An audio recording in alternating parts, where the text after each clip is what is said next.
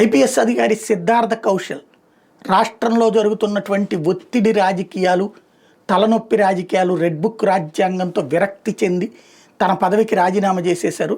నెల రోజులైంది ఆయన వాలంటరీ రిటైర్మెంట్కి అప్లై చేసి అన్నటువంటిది సాక్షి ఇవాళ ప్రొజెక్ట్ చేయడం. ఇప్పటికే మరో సీనియర్ అధికారి కేంద్ర సర్వీసులకు వెళ్ళిపోయారు.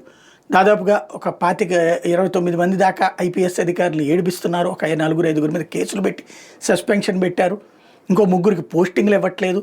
ఓ 119 మంది దాకా అడిషనల్ ఎస్పీ స్థాయి అధికారులు ఇబ్బంది పెడుతున్నారు అన్నటువంటిది సాక్షి ప్రొజెక్ట్ చేసుకొచ్చినటువంటి సందర్భంలో సిద్ధార్థ కౌశల్ ఇప్పుడు స్పందించారు. తను రాజీనామాను ధృవీకరించారు. వాలంటరీ రిటైర్మెంట్ తీసుకోవాలని ధృవీకరించారు.